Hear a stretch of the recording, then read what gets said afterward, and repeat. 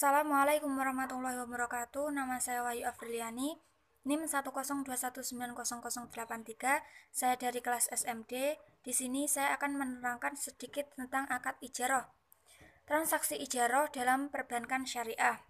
Yang pertama yang harus kita ketahui adalah apakah ijarah dalam perbankan syariah, yaitu pemindahan hak guna suatu barang dengan pembayaran biaya siswa tanpa diikuti pemindahan kepemilikan atas barang tersebut. Singkatnya, kata ijarah berarti menyewa suatu tanpa maksud kepemilikan. Sedangkan manfaat ijarah dapat digunakan di lembaga syariah, terutama pada perbankan syariah di Indonesia dalam operasinya. Merupakan akad-akad yang tidak menimbulkan kontroversi yang disepakati oleh sebagian besar ulama, juga sudah sesuai dengan ketentuan syariah untuk digunakan dalam produk dan instrumen keuangan syariah.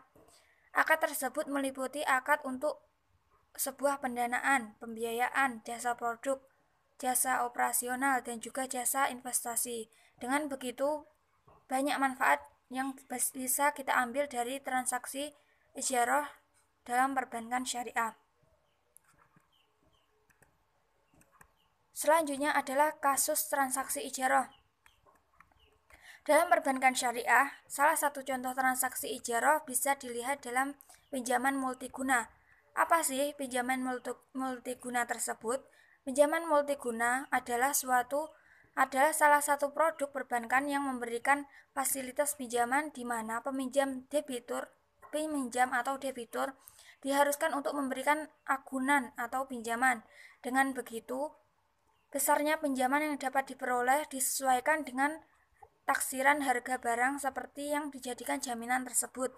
Jadi sesuai ya, jika pinjamannya seharga 10.000, maka barang yang dijadikan jaminan tersebut juga harus seharga 10.000 tersebut. Contohnya, seseorang meminjamkan sepeda motor ke bank untuk mendapatkan pinjaman. Hak guna sepeda motor tersebut berpindah ke bank, namun tidak atas kepemilikannya. Setelah nasabah melunaskan pinjamannya, maka hak guna sepeda motor tersebut kembali ke nasabah. Jadi setelah menjaminkan sepeda motor tersebut, maka yang menjadi pemilik ya tetap nasabah tersebut, tetapi pihak bank dapat menggunakan motor tersebut.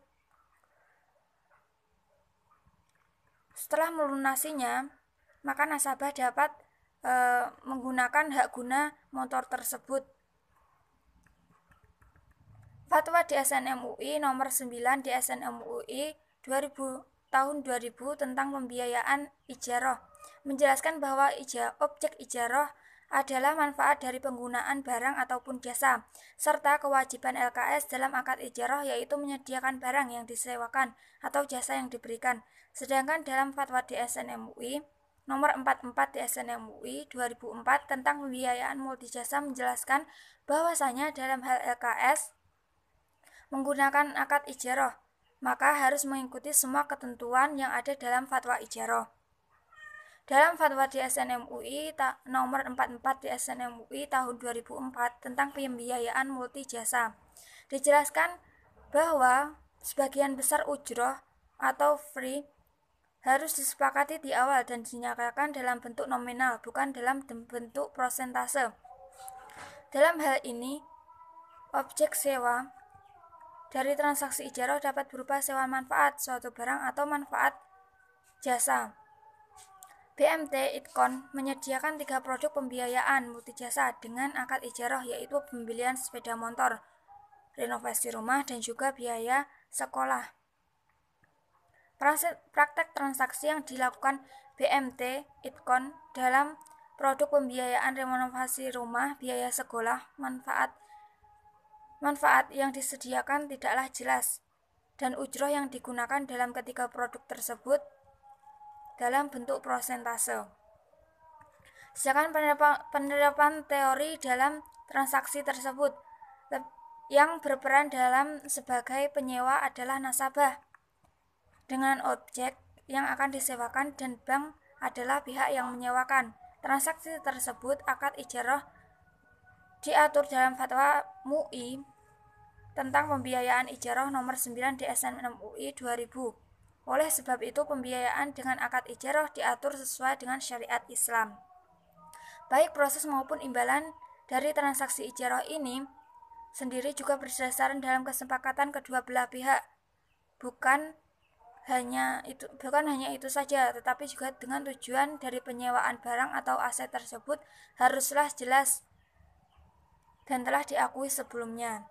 Akad ijarah berfokus pada kemanfaatan barang dan tidak boleh dilakukan atas suatu benda. Misalkan, apabila ada seekor sapi yang diijarahkan untuk diambil susunya, hal ini tidak diperbolehkan karena susu dapat menjadi benda yang dapat diperjualbelikan. Kesimpulannya, dalam perbankan syariah, bank bertindak sebagai pemilik atau pihak yang mempunyai hak kuasa atau atas objek sewa, baik berupa barang ataupun jasa, dan yang menyewakan objek sewa disebutkan kepada nasabah sesuai dengan perjanjian. Barang pada transaksi ijarah bisa barang bergerak ataupun tidak bergerak yang dapat diambil manfaatnya. Pihak bank wajib menyediakan dan merealisasikan penyediaan objek sewa yang dipesan oleh nasabah, dan juga pihak bank wajib menyediakan atau merealisasikan penyediaan objek sewa yang dengan maksud besarnya nilai sewa dan juga jangka waktu. Dengan begitu, maka akan mempermudah transaksi pada perbankan syariah, baik dari segi perorangan maupun dari segi lembaga. Sekian dari saya, apabila ada kurang lebihnya, saya mohon maaf yang sebesar-besarnya. Wassalamualaikum warahmatullahi wabarakatuh.